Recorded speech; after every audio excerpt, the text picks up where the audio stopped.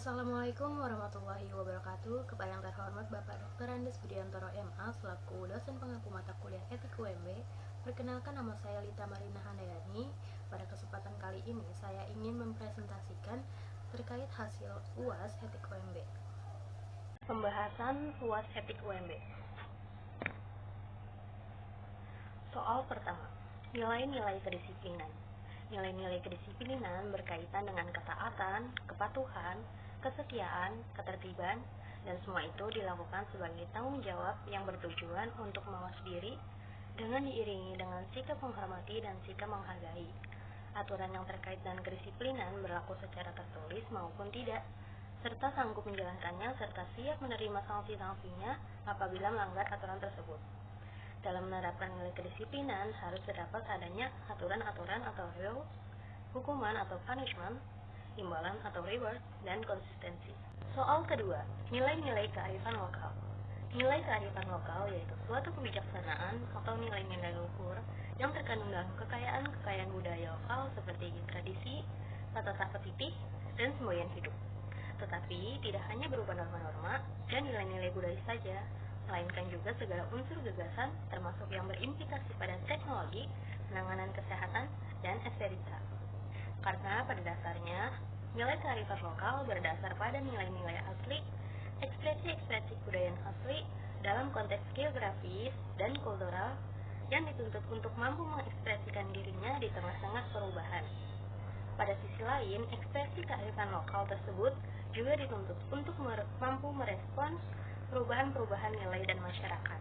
Selanjutnya, yang termasuk nilai-nilai kearifan lokal diantaranya: pertama, konservasi dan pelestarian sumber daya alam; kedua, pengembangan sumber daya manusia misalnya berkaitan dengan upacara daur hidup; ketiga, pengembangan kebudayaan dan ilmu pengetahuan; keempat, sebagai petuah, kepercayaan, sastra, dan tantangan; kelima, bermakna sosial misalnya upacara integrasi komunal atau kerabat; keenam, bermakna etika dan moral.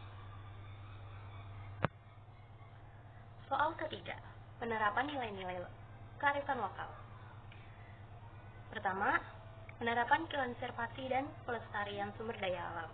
Contoh penerapannya yaitu mengatur pengelolaan lahan atau hutan dan air serta memastikan kelestarian sumber daya air. Yang kedua, penerapan pengembangan kebudayaan dan ilmu pengetahuan. Contoh penerapannya yaitu menyarankan daerah pertanian berbukit harus ditanami tanaman untuk mencegah erosi dan membuat pengkedan mengikuti garis kontur. Yang ketiga, penerapan dari sebagai petuah, kepercayaan, sastra, dan pantangan. Contoh penerapannya, memandang alam dan lingkungan yang menekankan keseimbangan dan kedamaian dalam menggarap lahan dan menanam. Yang keempat, penerapan bermakna sosial. Contoh penerapannya yaitu membersihkan saluran-saluran air untuk mengairi sawah secara bersama-sama. Soal keempat, korupsi dan penyebabnya.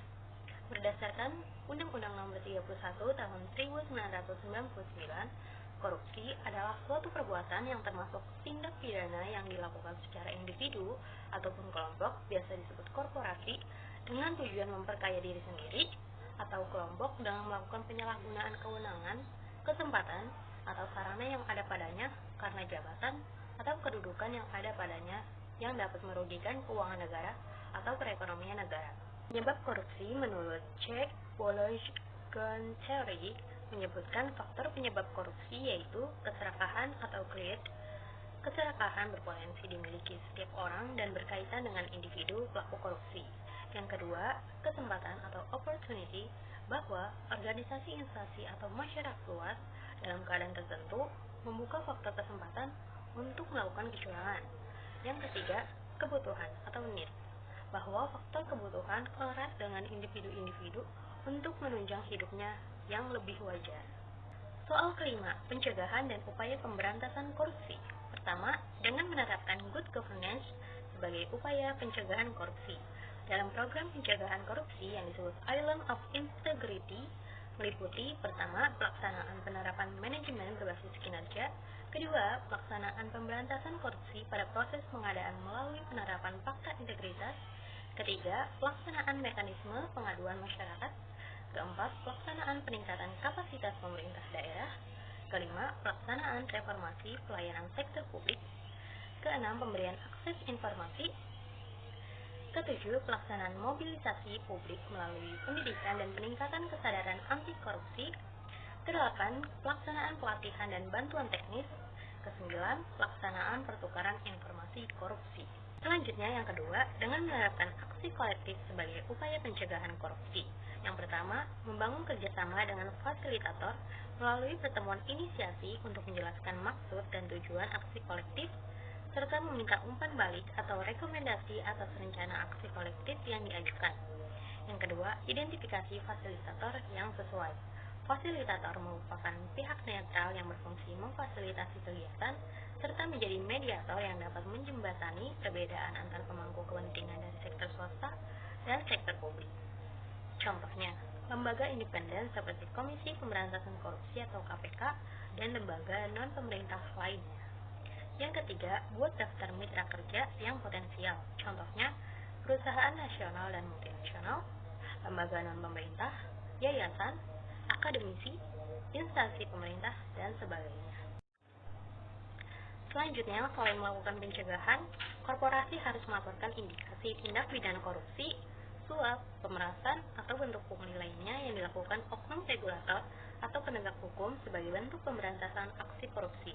Laporan dapat disampaikan melalui saluran pelaporan non-aparat penegak hukum melalui Ombudsman. Saluran pelaporan whistleblowing sistem BKPM dapat diakses melalui https://www.bkpm.go.id/wbs. Kemudian, saluran pelaporan aparat penegak hukum melalui Kepolisian Republik Indonesia.